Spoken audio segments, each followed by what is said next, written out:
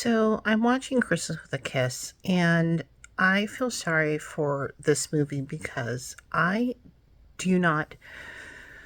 It's the same cold that I've been battling for like 2 weeks, and I feel like trash. And so it's not fair of me to talk about this movie right now, but at the same time, I didn't feel. Today is just a rough day for some reason. And when I started watching this movie, I don't think I felt this bad, and I still thought this movie was not very good. And I think the main reason it's not very good is because the main character is, at least starts out being, in my opinion, not terribly likable. She is a social media influencer. That is her job, which I do understand that jobs like this exist in this day and age, and that you may very well be watching me talk on social media, and I may be some sort of fake. Am I a social media influencer if I come on here and tell you movies that I think you should watch? Perhaps I am that, but there's something about, like, she says that all of the things that she tries to influence people about, it's all, you know, stuff about how you look and whatever. And don't get me wrong, like, I'm a big, like, makeup fan, and there's nothing wrong with that. But every time she starts her thing, she goes, "It's your girl, it's me, it's your girl Mona," or something like that. And that in itself isn't enough to not to that's not a good enough reason to not like her. It's not that. It's that when she first meets Des, who is Ronnie Rowe, who is one of the things keeping me going in this movie, because I do like Ronnie Rowe. Because he is writing, supposedly. I say supposedly because we keep getting these weird vibes off of him that, like, this is not happening, but I'll get to that. So he's supposed to be writing an article for this online publication called something, I don't remember. And he is in Mona's hometown, where Mona's family, this town throws this big carnival every year, and Mona's family, this is a big tradition in their family. Either, I think they started this carnival or something. And so he's writing an article about that because it's a big deal and people come from all around. And, like, one part of the movie that I did like was when they were at, like, this, they were watching kids do caroling, and Des is talking to this lady who lives in the town, and she says, "I think people like to come here because, we try to celebrate things that are about the real meaning and spirit of Christmas and stuff like that." And I'm like, that's nice, that's cool. Anyway, so he's staying at her parents' guest house while he's writing this article, but the last few times that anybody mentions the article, he looks kind of like, and then, anyway, so Mona, when she meets him, though, he says something like he lives in New York too, and he says, "Where are you?" And she says, "In Manhattan." And he says that he's in Brooklyn, and she goes, or something like that. Like, just gives this air of being better, being a little snobbish or something. I don't know. It's annoying. But, I forget. I can't believe I almost forgot this. When we first meet Mona, she is at a restaurant waiting for a date who is late, and she's like, basically, like, we can forgive you being late on the second date, since our first date was like 8 hours long. So this is their second date. Their first date was like, they spent the day together, right? Because it was 8 hours long. And then she says, "So I know that we haven't known each other for very long, but my this carnival in my hometown, I'm going to go home for 10 days, and I'm wondering if you want to go with me." And I'm like, this is your second date with this guy, and you're wondering if he would like to come home with you for 10 days to this thing. Are you out of your mind? Like, what is wrong with you? And then he proceeds to tell her that he's separated, but he's getting back together with his wife. So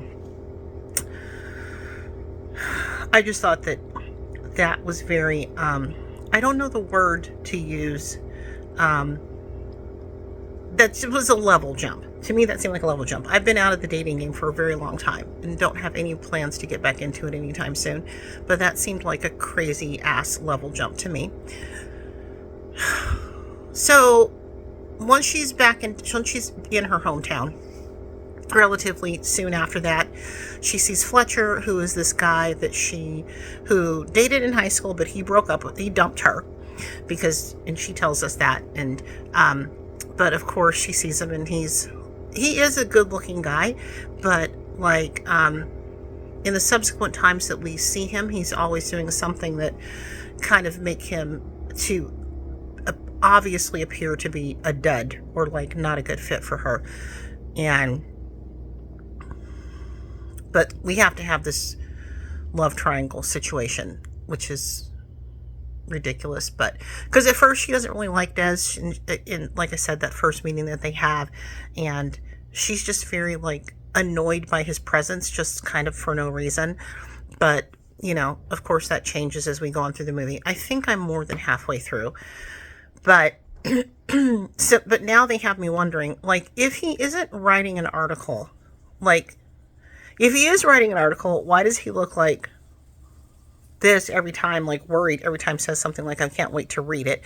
And then the guy Fletcher, like they're at when they're at the caroling, Mona's talking to Des and Fletcher is getting like all peanut butter and jelly about it. And he just literally just walks away while the kids are caroling, which is just so rude. It's so obnoxious. And, later she's like, I'm going to call him and see, where he went. And I'd be like, fuck that guy. Like, he was here. Your nephews are like up there who are very adorable or up there caroling with the kids. And he just walks off because you're talking to a guy that is doing an article on your family. Yes, you guys are getting feelings for each other, but it wasn't like anything weird was going on. They're literally just talking about like the town and the article. But later, Fletcher says to her something like, yeah, who's this Des guy again? And it's like, you're an idiot, because I'm sure that people have already told you this a million times. And it's like, yeah, he's doing the article. Have you read anything that he's done? I mean, you don't really know anything about him. And it's like, you're so lame. You're so lame. Like, it's so unbelievable that she would even be like, what? You know what? It isn't unbelievable, because as a woman, I've made some really terrible choices in my life regarding men. And it's not like there have been that many men, but probably a majority of the men that I have either been out on a date with or, whatever, were probably bad ideas. Like, that's just the kind of luck that I have. And that's just the kind of bad judgment that the amount of bad judgment that I show. So this is the pot calling the kettle black, but her judgment is pretty terrible, we can see. And yeah.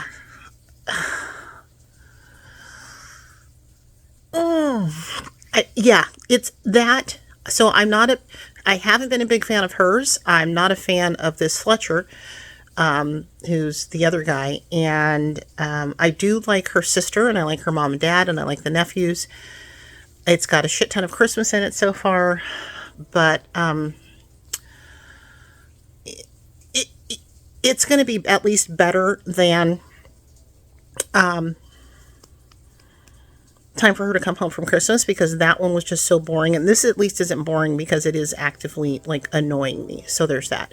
So let me go back to this and see what's going on. And I cannot believe that after this, I still have to finish a movie that I was really enjoying, Norwegian Holiday, because I kept putting it off to like get movies out of the way, But at least I think that will finally get me caught up for last week when I do that. So anyway, let me go back to this and see if it gets any better. I forgot to say that earlier in the movie when we meet, at one point when Mona's talking to Des, it comes up that, he moved around a lot because his dad was because his dad was in the military, and she says, oh, my brother-in-law is in the Navy, because he was hoping to come home for Christmas, and her nephews are bummed about that he's not coming home. And then Des says, yeah, my dad's a high-ranking official in the Navy, which to me didn't sound like something that a real person would say. Like, I would feel like you would say your dad is an admiral, or your dad is a, I don't know, naval officers and ranks and things like that. But I would think that you would say something like that as opposed to high ranking official, because obviously you're doing that because at some point that is going to come into play with the fact that the the guy is stuck not being able to come home for Christmas, and somehow, you're going to use your dad to like help that with the family and stuff like that. But I just thought that was really silly. And we did now just find out his hesitation with why he had that hesitant face anytime somebody was bringing up his article and stuff. So I will not spoil that. I'll let you guys see that if you watch it. Yeah, okay. Let me go back. I sometimes really regret ever doing this rating thing. On the one hand, it helps me for when it's time to rank everything at the end of the year, but on the other hand,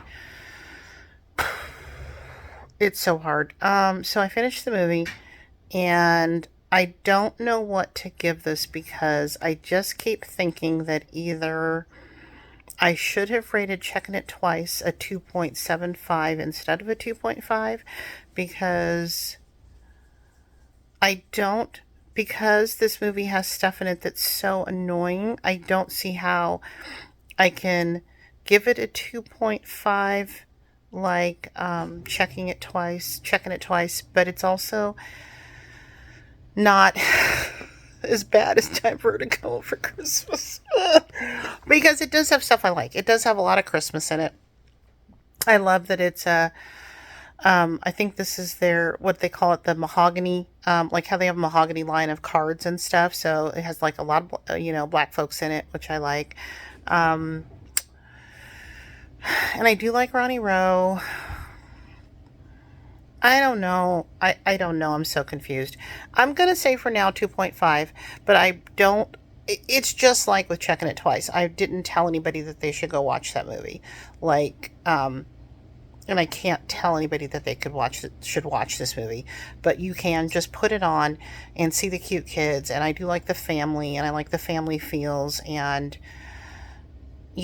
so yeah, let's say it's 2.5. Put it on, fold your laundry, do whatever it is you need to do, and let me know what you think. Tell me if I'm completely out of my mind and that you thought this is a great movie, or if, like me, you were like, Mona is terrible. But I mean, she's not a terrible person, because like she's not like how that Christmas by Design lady was a terrible person. She's not like that, at least, but just annoying and makes bad choices. But again, who hasn't? Anyway, thanks for being here. And